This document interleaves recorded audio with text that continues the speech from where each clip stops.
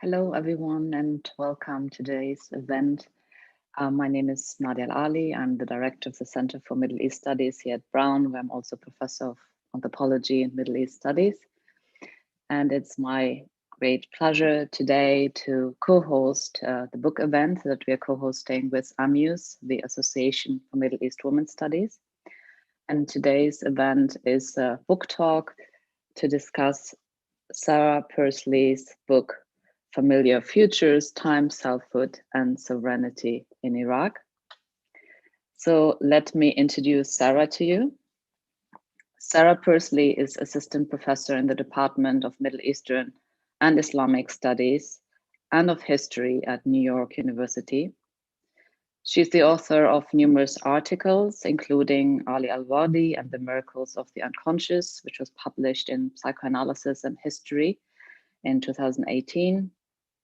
The Stage of Adolescence, Anti-Colonial Time, Youth Insurgency, and the Marriage Crisis in Hashemite Iraq, in the History of the Present, as well as Lines Drawn on an Empty Map, Iraq's Borders and the Legend of the Artificial State, which was published in Jadaliyya.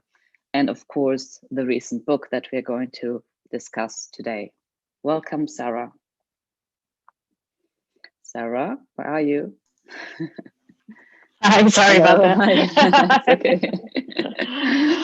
So, yeah, very glad to be in conversation with you today. Welcome. Thank you so much. Thanks so much for having me. It's really an honor.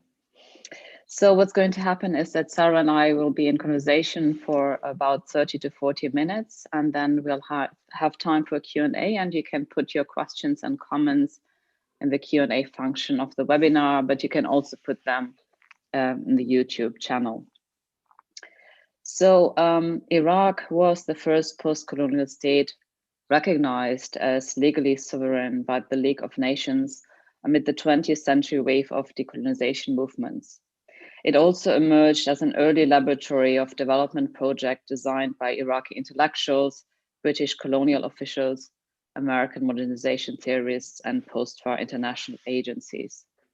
Familiar Futures considers how such projects from the country's creation under British mandate rule in the 1920s through the 1958 revolution to the first Ba'ath coup in 1963 reshaped Iraqi everyday habits, desires, and familiar relations. So Sarah, for me, the book really presents contemporary gender studies at its best. So instead of focusing on women or men or sexuality for that matter, you employed a gendered lens to read and analyze modernization, sovereignty, nationalism, and revolution in the Iraqi context.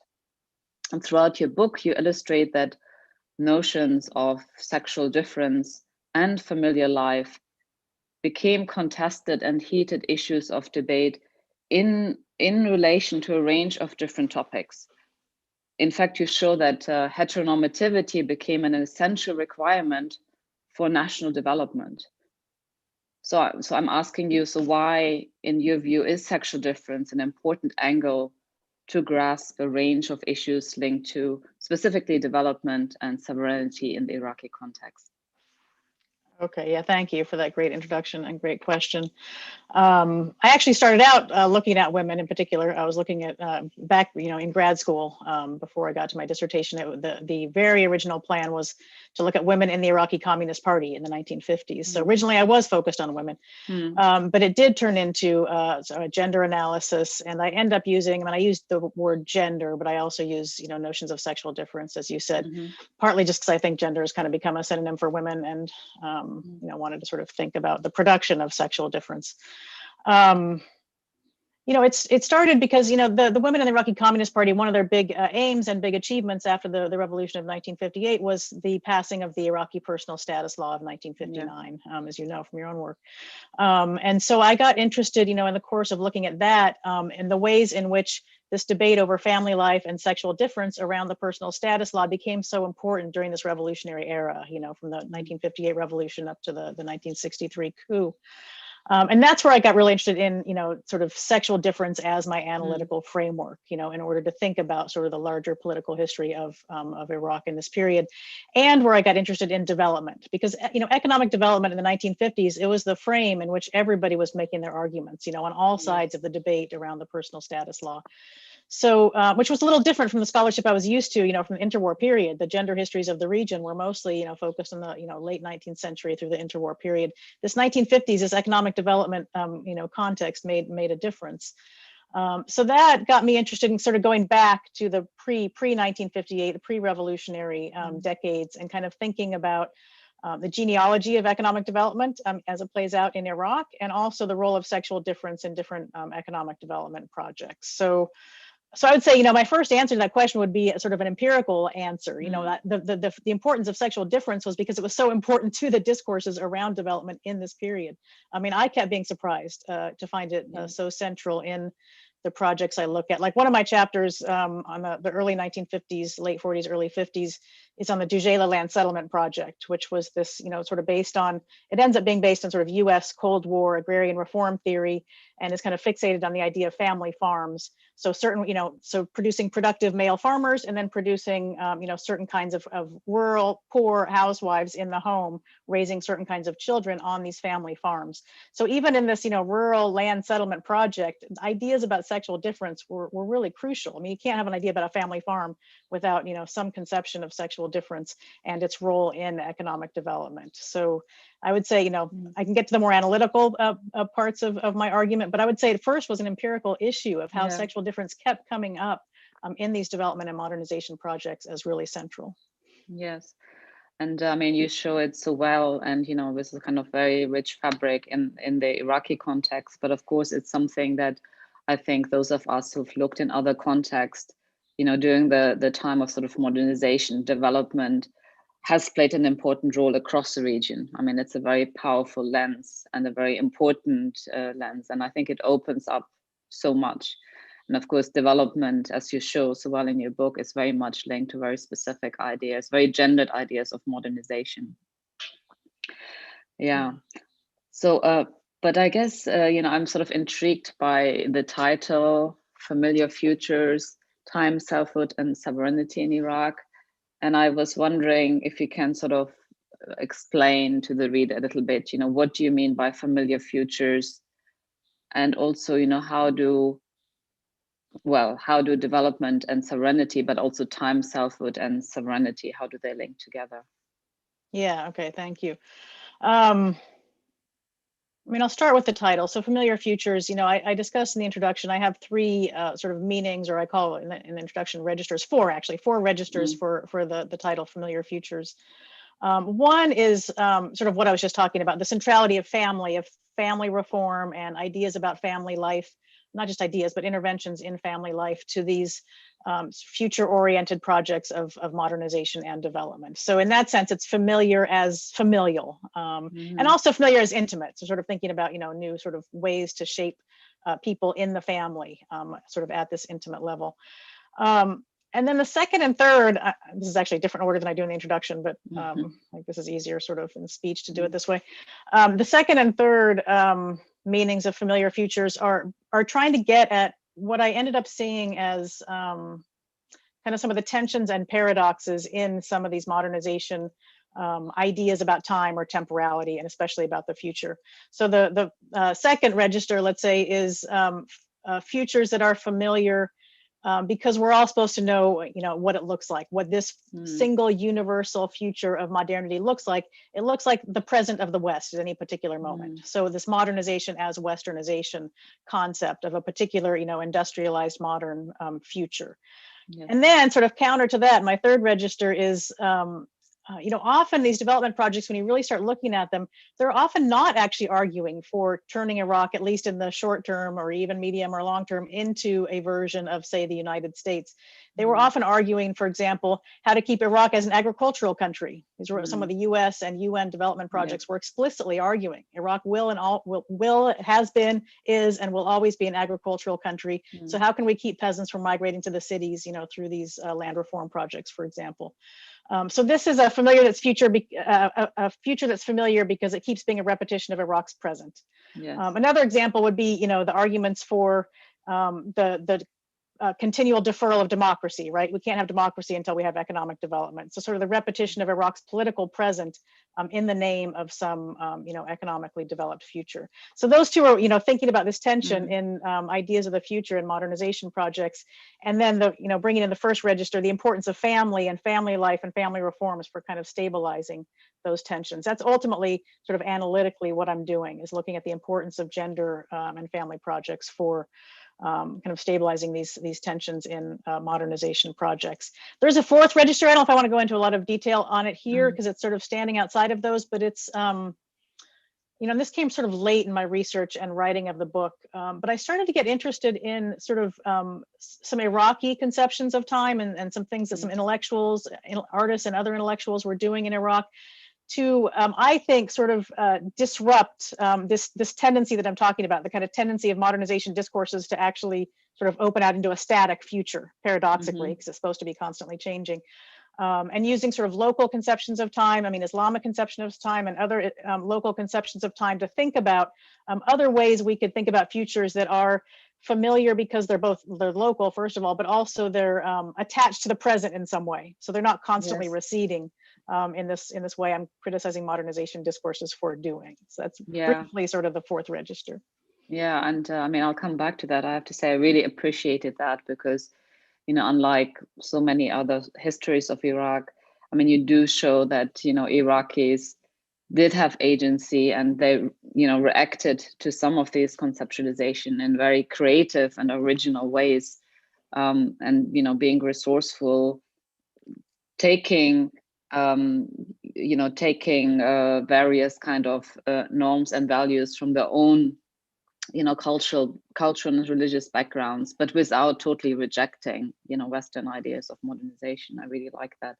But actually, I want to come back to, the specific conceptions of development and modernization that were, of course, very much part of the British colonial project.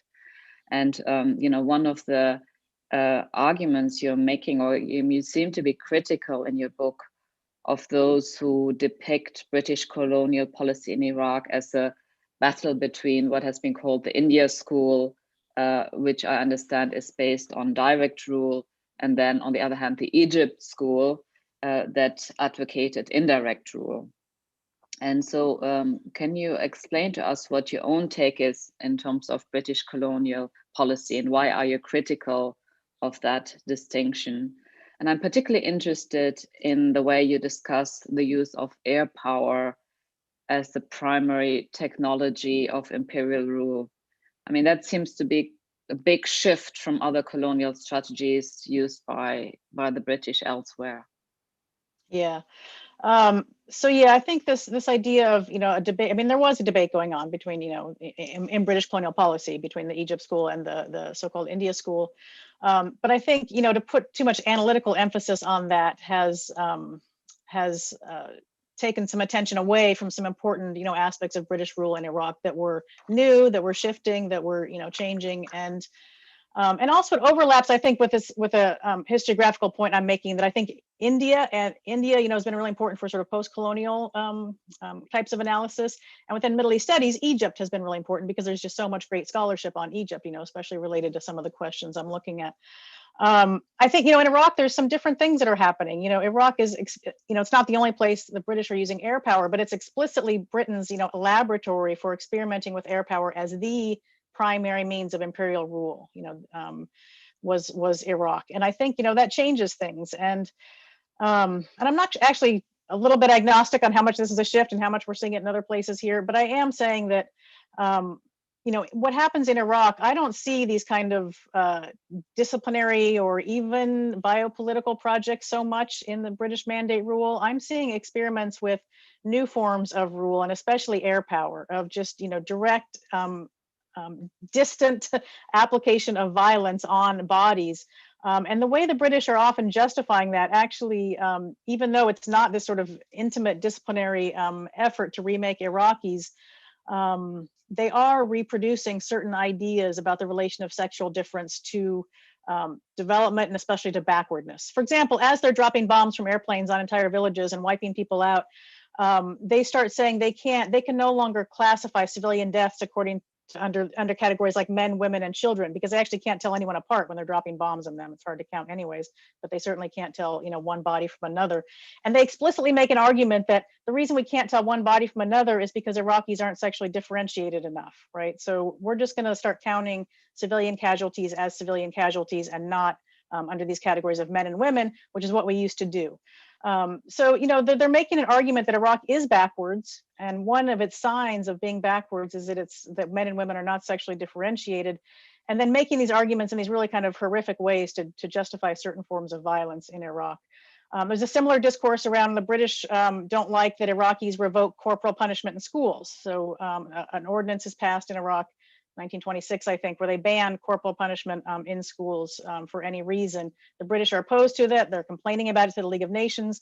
And one of the arguments they're making in this is that Iraqi boys in particular are all practicing homosexuality, right? So we need some kind of, it's confusing because they're actually disciplining them for political engagement, but they keep referring to these arguments about Iraq being backwards and non-sexually differentiated. So that's kind of I'm not sure if that's exactly where you're going with the question, but that is how it fits into the argument about sort of sexual difference. It's Iraqis, the 1920s and 1930s, who really start arguing for the expansion of what we might think of as sort of Foucauldian projects of discipline and of intervening in people's intimate lives, explicitly against the British approach in Iraq. Well, I have to say, Sarah, when you describe, the use of air power and the way that the Brits at the time, started to stop counting women and men and children. I mean, of course, I can't but think of the more recent imperial military invasion of Iraq and the use of air power and actually the not counting civilians at all.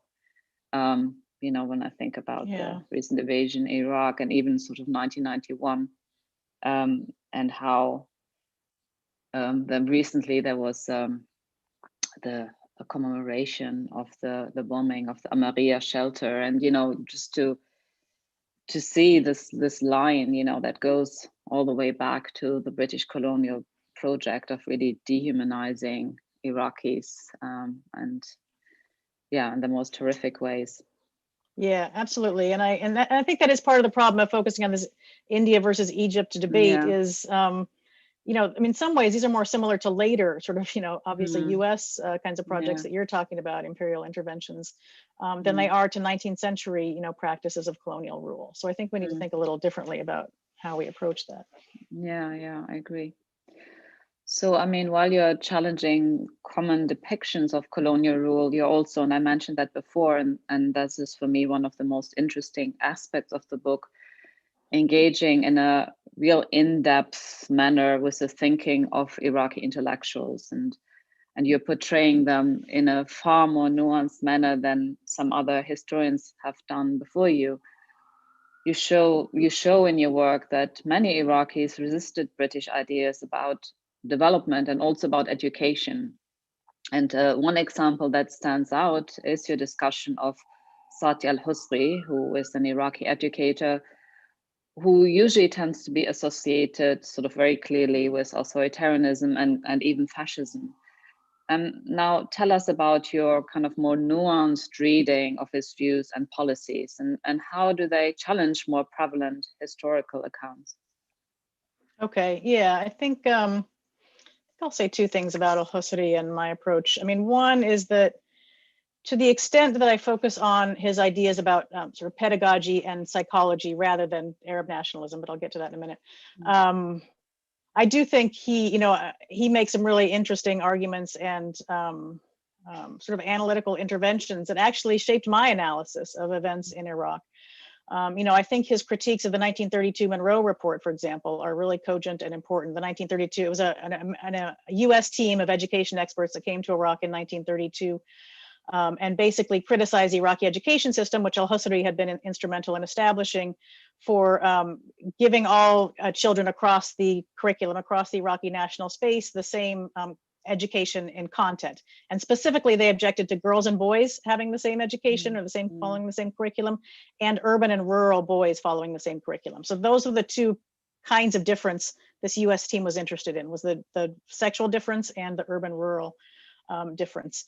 Al-Husri criticized the Monroe Report, basically arguing that it was sort of just repeating in this American pragmatist, progressive sounding US pragmatist language, pragmatist educational philosophy, was actually just kind of replicating colonial approaches to education by arguing, for example, that rural boys needed to study agriculture, not have any sort of intellectual type of education, because it was going to raise aspirations that couldn't be fulfilled and encourage them to move to the cities. He thought that was a colonial type of education of just trying to enforce manual labor on the children of the colonized.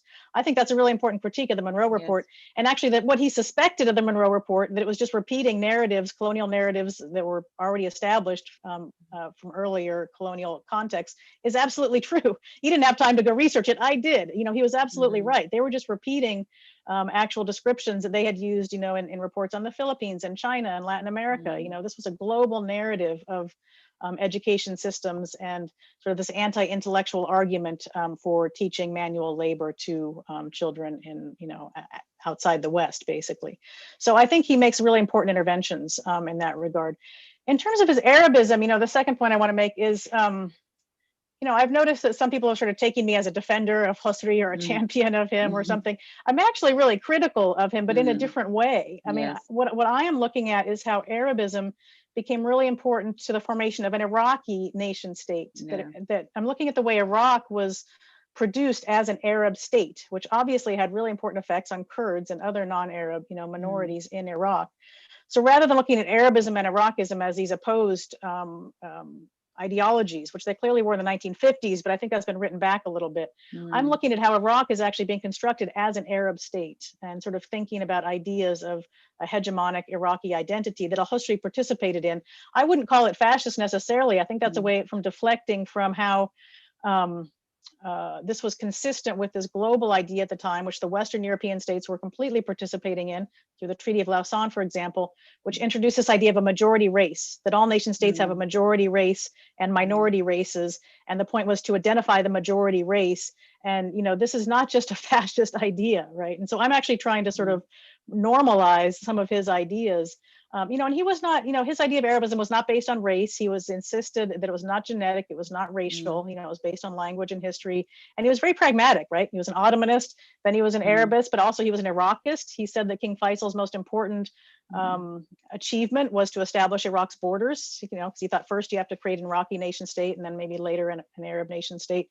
So I think we should really view al-Husri as part of this global, project of nation state formation and, creating ideas of sort of racial belonging, even though it was not genetic for him. So I am critical, just not in the way that other scholars have been critical of him. Yeah. No, I understand. Yes.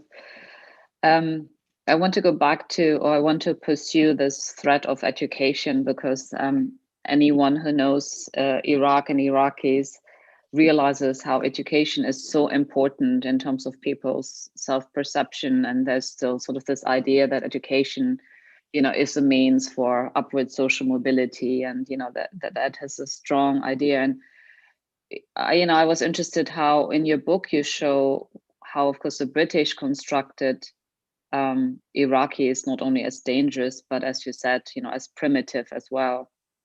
And it wasn't that the British were interested in developing the education system, despite their narrative around, development and modernization. But of course, for Iraqis, as you show, and we know, the education system was very much key for their vision of the future Iraq. But we also know that there were contesting visions, and you show that in your book, how there were contesting visions about the kind of education system and also the reform of the curriculum. I mean, it seems that generational changes have been part of it, but I wonder whether, not I wonder, I know that there were other ideological differences as well. And so again, also your discussion of the centrality of gender and the construction of sexual difference is key in these debates. So can you tell us what were these debates amongst Iraqis themselves?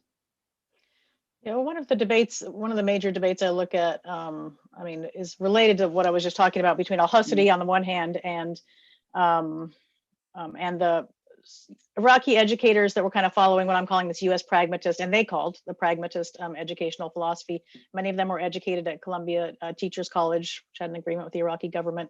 They went back and became directors of education in Iraq, and some of them became prime ministers. So there was a big debate in the education system, partly sparked by the 1932 Monroe Report, which is central to this whole discussion. So it was originally about this uniform education system versus a differentiated education system, which the pragmatists called the more progressive way, al-Husseini called the more colonial way. So I'm partly thinking about how nationalists like al-Husseini were interested in. He was definitely interested in a certain kind of discipline, no question, but he was also interested in sort of mobilizing youth specifically to rebel against colonial rule. So we have these nationalists basically have taken over the school system under the mandate, during the British mandate, trying to produce nationalists of some kind. We could debate, Iraqi versus Arab. And then you have the pragmatists, who in some ways, you might see as promoting a more progressive approach to education, but you could also see they're using concepts like education for real life to really just push for kind of manual, technical types of education and this anti-intellectual education, and also home economics for girls, agricultural education for boys. So that's one of the big debates I look at, is between those groups. What you end up then with in the 40s and 50s, I mean, this is well known in the scholarship, is you end up with this, what the school system produces is in some ways what British colonial officials and then US advisors and the pragmatists were warning against all along, which is these generational affiliations, right? So these sort of horizontal age-based affiliations, and you get this new generation, which is very attracted to leftism, to communism, and they are mobilizing partly through the schools. I interviewed some of the women involved in the Iraqi communist movement who became members of the Communist Party, in their high schools. And so, this was a, ubiquitous discourse then in Iraq by the 1950s, is what do we do about the fact that both girls and boys in the schools are all joining the Communist Party? And of course, it's a global phenomenon too. I mean, it's the 50s and 60s. So, I'm looking at this earlier debate, but then I'm also, I have a chapter that's kind of looking at the outcome of just creating the possibility. I don't think it was about the content of the schools. I think it was creating the possibility of age-based, mobilizations in this very tumultuous time period in the society where there were a lot of socioeconomic conflicts already. So it's sort of channeling, earlier forms of conflict into sort of age-based mobilizations. Going to say one more thing about that. I forget. So one thing too, I'm looking at sort of the unpredictable or unpredicted aspects of some of these projects, like bringing girls into the schools explicitly to create future mothers, right, who will raise certain kinds of children for modernization and development. Often has effects that were not expected, like a generation of young women joining the Communist Party, for example. So I'm also criticizing some, or at least saying this worked out different in Iraq. Some of the theorists like Lee Edelman I'm drawing on in the US context. And I'm kind of saying this concept of reproductive futurism that he uses, which I find very useful, but it didn't have the same sort of predictable or homogeneous effects that I think he suggests, because we are looking at this decolonizing, anti-colonial, revolutionary context in which political change really is happening. It's not just being disciplined out of existence. Yeah, but I think that's the thing with education. I mean, I think there are also parallels to the literacy or illiteracy campaign in the 70s, that you could have, of course, a state project that is very much interested in sort of widening state propaganda and brainwashing its population. But the point is that the moment people can read, you can't totally control what they're reading. And so it in many contexts, including in Iraq, this had consequences that were not totally controllable and were often in contrast to the initial aims of education programs. I was wondering, I'm just sort of, as I'm listening to you, I was wondering if in your research you found evidence of the kind of, how should I put it? I mean, you know, what I know about the education system in Iraq is that there is this very strong bias towards positivism. And that has a lot to do, of course, with the kind of work that was possible during the Ba'ath regime. But it's also something that I think resonates across the region, that, you know, if you do science, if you do academic research, you need to quantify it. And I'm just wondering whether there was sort of some indication in the context of the debates that you were looking at of this, you know, strong affinity towards positivism. You want to say a little more about that? I'm not sure I'm totally. Well, I mean, just that, you know, there is, I think, you know, it might be something that developed later, you know, because, I mean, in the Iraqi context, especially during the 35 years of Ba'ath regime, of course, it was, you know, very difficult to engage in social science or humanities research that's qualitative and that sort of discusses sort of sensitive topics. And so there was, I think that's one reason people sort of tended to, well, the natural sciences, of course, you know, became, you know, much more supported, but also a sense, and I don't just find it in Iraq, but more widely, that, you know, proper research is research that you can put into numbers, that you can quantify. And I'm just wondering whether, you know, there are some origins that you came across when you looked at the early debates. Yeah, nothing is really coming to mind, and I don't know, because I was mostly focused on you know, elementary school, primary school, and then high school, more than the higher education system. Yes. And also these gendered forms of education. You know, so like the women's college in Iraq, I mean, actually in 1959, before the revolution, so maybe 55, they bring in this expert from the UN, from FAO, who recommends totally overhauling the curriculum of the women's college to away from both natural and social sciences and towards sort of, you know, home economics kinds of projects. Right, so I'm more looking at that. That's the only time I really get into higher education. I see. Yeah. Okay, before I continue asking questions, I'd like to encourage the audience to pose questions or comments in the Q&A function. We will have some time for discussion. So now I'm going to sort of shift gear, Sarah, if that is okay, away from education and towards the personal status law of 1959. And that's, for me, was one of the most surprising. And I had to say, you know, I had to not react in a defensive way, because I mean, clearly my own work and, you know, many of the people I know, we've sort of constructed the idea that, you know, the personal status law, that is the set of laws that govern marriage, divorce, inheritance, and child custody, and it's based on, you know, specific interpretation of Sharia law. You know, that it was a relatively progressive law.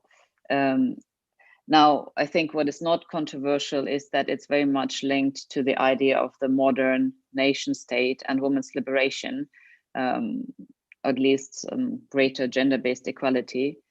You offer a different reading of the law and its long-term impact. I mean, you say that it ended up curtailing some of the more flexible elements of Sharia law and certain principles of gender-based inequalities into a legal language. So can you explain what you mean here and how does your reading differ? Yeah, thank you.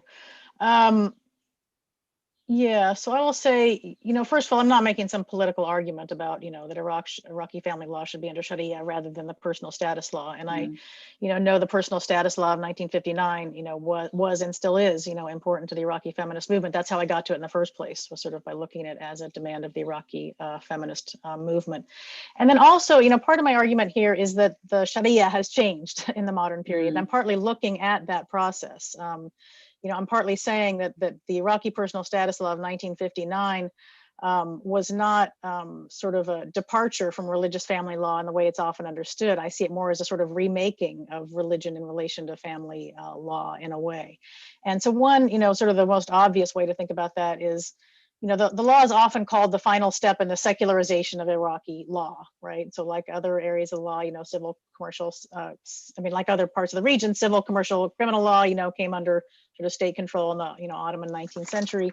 And then, so this is often seen as the final effort by the modern state to take away law from religious authorities and from Islam in particular. It's actually not so simple because, the personal status law was actually, was explicitly claimed to be based on Islamic family law, and it only applied to Muslims in Iraq. It only applied to Muslim citizens, right? Jews and Christians kept their own family laws in 1959.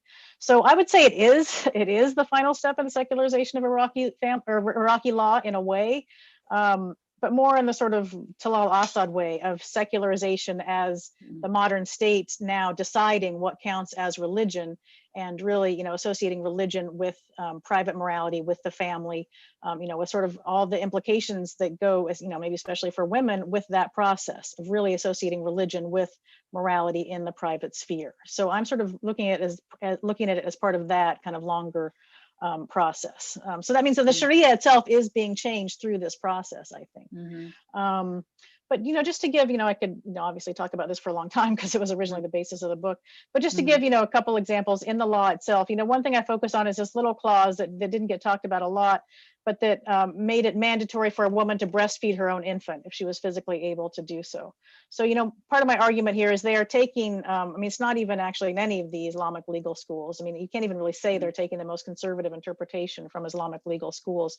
They're they're sort of drawing on a debate within sort of Islamic legal traditions, but really implementing, their own very conservative understanding of a woman's responsibility to breastfeed. So I'm just using that as an example of, as you say, this was about creating a certain kind of modern, nuclear family, and of women as responsible for creating the nation's future through creating certain kinds of children, right? In this case, being required to breastfeed her infant. So it's just one example. I have other ones that might be more controversial, but for example, thinking about the ways in which, the law is often said as being kind of oriented towards the equalization of divorce. I'm not so sure about that. If you actually do a close reading of the laws, I think it's making divorce more difficult for men, clearly, without a doubt, but also possibly for women. So, I think when you actually get into the laws, and some of the feminists at the time knew this, they criticized the law in 1959. For certain aspects of it, maybe especially the divorce kind of the trajectory of divorce law.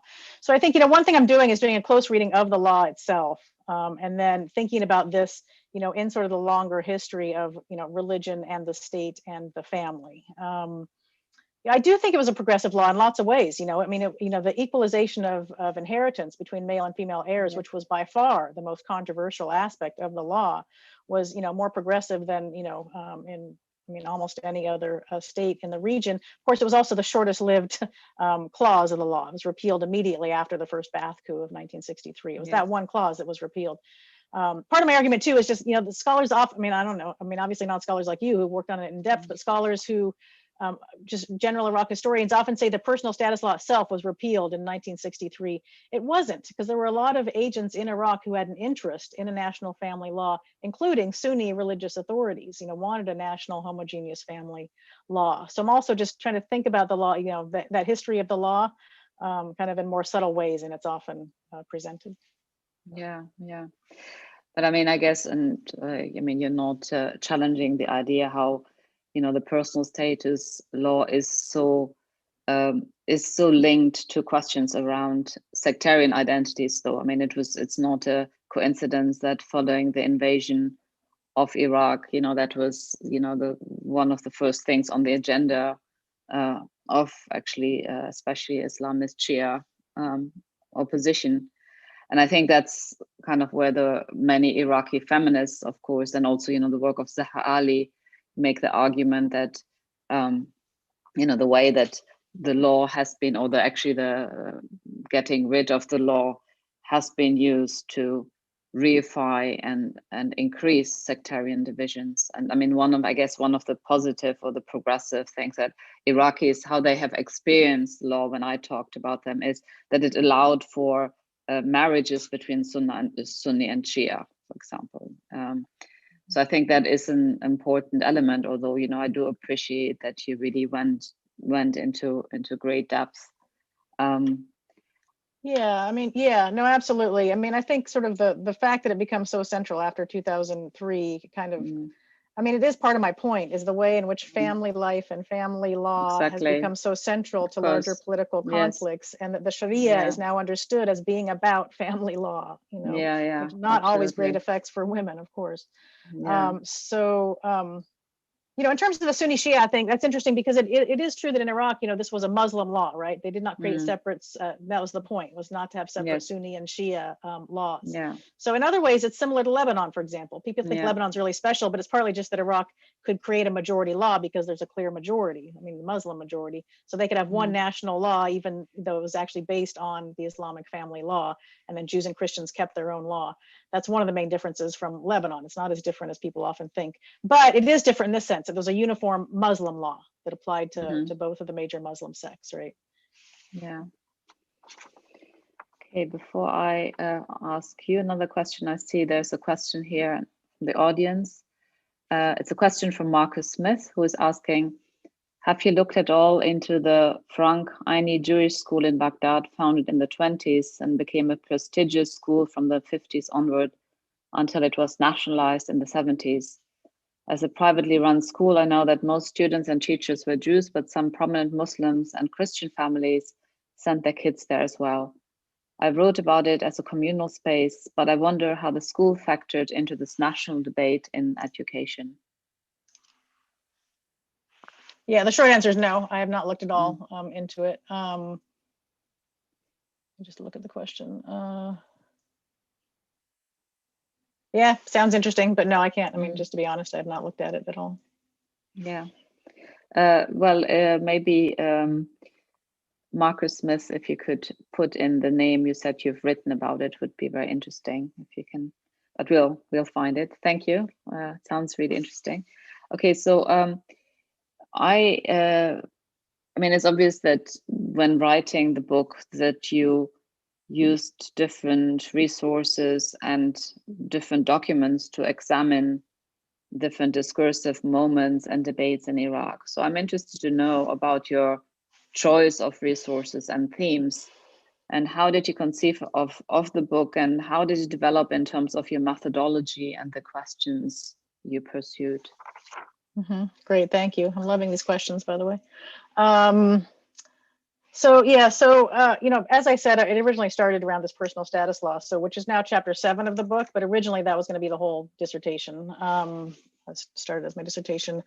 But I think that chapter is a good example of the sort of kinds of sources I use. I mean, so first of all, there's the law, the personal status law, because the chapter is about that.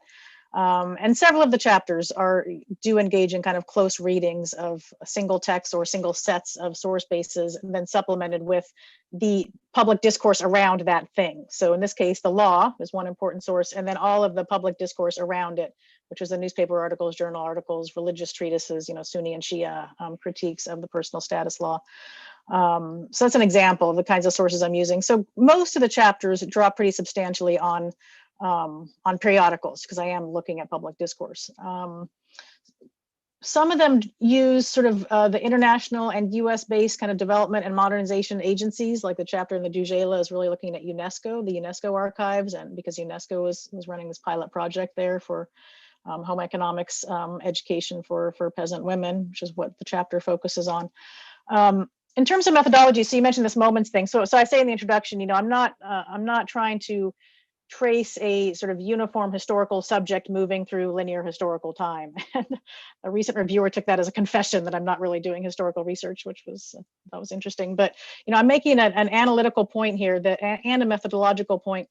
I do think, you know, I am trying in the methodology to for the methodology to kind of match what my argument is and my analytical critique of certain aspects of linear historical time. So as a historian, that's challenging because I do think in terms of linear historical time often, like most historians. But I am trying to really focus on particular moments in which femininity and the family were, especially charged objects of intervention and reform. So the Jejela Land Settlement Project is one of them. The Personal Status Law is another one. The 1932 Monroe Report is another one. I'm not trying to trace a single history of something moving through time because I think that makes us miss a lot of things when we do that. It's not because, there was some source problem.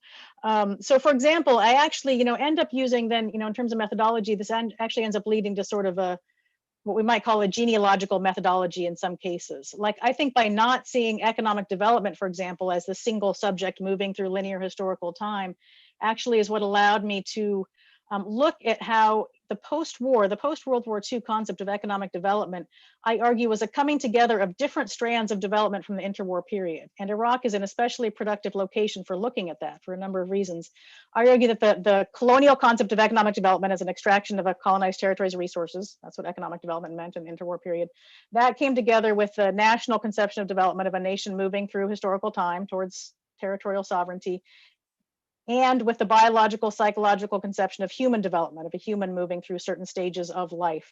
Iraq was an especially productive location for the coming together of those three concepts of development because, first of all, because of its vast resources, oil and agriculture, but economic development was a term used all the time in its colonial sense. And then because of its position in the League of Nations mandate system, which is where the national conception of development comes together with the human biopsychological one through this analogy of, the development of a nation through stages of childhood, adolescence, and adulthood, and then the ranking of nations, according to that biological timeline. So I think my method actually allows me to develop sort of an understanding of some of these concepts that we would not get if I just started assuming that economic development is something that sort of emerges and then, expands and is this uniform historical subject. Yeah. And and physically, where did you actually go to look for resources? So I did research in London, in the British Library has a lot of Iraqi periodicals and some Iraqi government sources as well, as you know. At AUB, which has a really great collection. I mean, I found Iraqi periodicals at AUB that nobody has used, so they're really a solid collection too. I did research at the Hoover Institute at Stanford, not the Bath Archives. I wasn't working in that period, but it was a Cold War institute that was collecting leftist, newspapers and periodicals from around the world. So, they had a complete set of the Daily Communist newspaper, for example, in the 1950s. So in different places. I didn't do research in Iraq. I never got to Iraq. I mean, before 2011, I mean, the full-fledged occupation, I had no interest in going to Iraq as an American citizen during a U.S. occupation, even if I had found funding to do it. But I'd wanted to go after that, and it didn't happen. So hopefully for the second book. But a lot of the I never found a problem of a lack of sources. In a country that's been at war for 40 years, a lot of the sources are in exile as well, in addition to a lot of the people. So yeah. Yeah. Okay, Sarah, I'm going to take another question from the audience, which goes back to the discussion on the personal status code. It's from Susan Raksh, you're saying the Sharia law changed in the process. In which way? Did the wars have impact on changes, especially on women's status? So, in terms of Sharia law changing in the process, partly I'm talking about kind of the public conception of Sharia law as being synonymous with family law. So here I am drawing on scholars like Talal Asad and Saba Mahmoud, who have sort of looked at this process, especially for Egypt. So I think there are differences in Iraq, but I do think there is something to this. The ways in which Sharia becomes not confined to family law, but kind of synonymous with it. So when we think of Sharia nowadays, we often think of family law. And then this has, backward effects in sort of how Sharia then itself changes and evolves. So I think the close association of Sharia with family and with morality and with the household is partly what has created the supercharged context for like in 2003, you know, when this emerges as sort of the political issue, or even 1959, we could say a similar thing happens. This is the beginning of the Islamist movement in Iraq, is 1958, 59, 60, partly because of the personal status law and the conflicts around it. And we get for the first, I mean, it's a global process too, of course, but we get the first Islamic political parties in Iraq, specifically around this. So that's what I mean, is the close association of the Sharia with family law. I agree with scholars like Talal Asa that this is, you know, I can debate particular aspects of the argument, but I think there is something in this as a modern kind of phenomenon. Oh, sorry, second part of the question. Let me look at the chat again. The wars have impact, like the wars since 1980, say. I mean, the Iran-Iraq war, the U.S. invasion of 91, the U.S. invasion of 2003, absolutely. I mean, Nadia's work is much more useful than mine for this. You know, my book stops in 1963. So yeah, read Nadia's book and her work for that. Yeah, I mean, just quickly, I mean, I guess sort of some, and also, of course, the work of Zahra Ali, who has, and Noga Efrati, I should say. Yeah, I mean, so maybe just highlighting a few points. So, for instance, in the context of the not just the 1991 war, but the sanctions, because I think that often gets lost. There's a kind of amnesia around the 13 years of sanctions, which had a devastating impact. But I mean, during that time, I mean, the regime was clearly trying to hold on to power by making precisely kind of bargaining and negotiations around sexual difference, you know, with tribal powers, you know, with families, heads of families. And so, you know, that was sort of a moment when, you know, there were changes introduced. And I mean, there were also at some point changes around, you know, honor-based killings. And then, you know, very much, of course, in the aftermath of the invasion, 2003, that the personal status code has become since then the marker of tensions in terms of Sunni Shia debate and sectarian differences. So yeah, I mean, definitely wars had an impact for precisely the reasons that Sarah is pointing out, in terms of sexual difference being, you know, so central for the debates on, you know, what constitutes the nation, what constitutes Iraqi identity, and so on. So Sarah, your book, you end your book with an elaborate and, to my mind, very original interpretation of the artist Jawad Salim's iconic Freedom Monument in Baghdad. And the monument is often associated with modernity and modern nationhood. Now, what is your specific reading of his work, and how does that reading contribute to your overall argument? Yeah, so I started looking at it pretty early on in the project of working on my dissertation. And I was originally kind of interested in it just as an illustration of sort of modernization discourses, right? Linear historical time, yes. The importance of gender to that, you know, the male bodies, the female bodies, the child bodies, and sort of leading to this economically developed future at the end of the monument, which is, you know, a historical narrative of Iraqi history.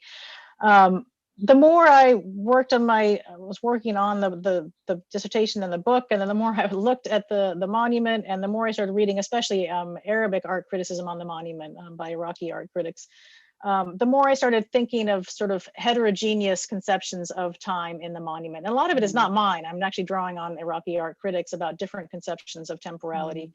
For example, we don't have to see the monument as just this linear historical projection from right to left. We can start in the center and go outwards in both directions and see how the figures in the future mirror the figures in its past. You know, some have seen the monument as a wheel, they spoke of a wheel rather than a fixed horizontal line. So we can think about it in terms of like Ibn Khaldun's notion of cyclical, you know, linear historical time, and then also being cyclical of, you know, tribal nomads overthrowing a civilization, which then develops, it then, you know, declines and gets overthrown again. So I'm kind of using it partly as a way to think about different conceptions of historical time by Iraqi thinkers like Ali al-Wardi, who had a really explicit idea of how to use Ibn Khaldun's notion and kind of Islamic conceptions of moral revival and decline, to think about repeated revolution. He says, as soon as a revolution succeeds, it's over. He says success is the grave of revolution. And what we have to do as soon as a revolution happens is start fighting the new government, which is going to start to become corrupt as soon as it's in power. So to think about, ways in which these other ideas might actually create, allow for more kind of purchase on political change than some of these modernization discourses that often said, both in the liberals and the leftists, as soon as the revolution's over, now we have to stop protesting, right? Like the communists said, we can't, now we're in a certain historical stage, we have to stop the workers from having strikes because, this is the bourgeois phase of the revolution. So we have to have this like temporal period of stagnation politically while we have capitalism and so on. So I think, these problematic ways in which linear historical narratives actually lead to a freezing of political time. Yeah. I think Jawad Salim and Ali Al-Wardi and many other Iraqi intellectuals were experimenting with other ways of thinking about temporal change that didn't create this paradoxical freezing of time. Yeah, and I really loved your reading of it. I thought it was, very powerful and interesting. We're running out of time, but I'm curious, Sarah. You said that maybe your second book will bring you to Iraq. So what are you hoping to work on? Yeah, so what I'm working on, I originally was going to expand from the Dujala land settlement chapter, but I think I've made that argument, and so it wasn't that interesting to me to pursue. The chapter of the book that's kind of bugging me in a way that I just feel like I just started to make preliminary arguments about was the first chapter in the British Mandate. I didn't really do my own research. It was just originally going to be a background chapter, and then I got dissatisfied with the scholarship on the Mandate period. So I started to do a little research, but the second book is going to be about that. I mean, partly about Iraq's formation. So including sort of the 1920 revolt and kind of situating Iraq within this global 1919 moment of anti-colonial rebellions, which Iraq has kind of been isolated from for various reasons from engaging with that scholarship. And then thinking more about the Mandate period, some of the questions I raised in that first chapter about violence, about the use of air power, and about concepts and practices of development, as they're starting to emerge in that time period. So that's the current plan. I definitely need to get to Iraq for the archives on the 1920 revolt. Is my sort of what I'm currently working on. Yeah, well, I hope that that you'll be able to do that.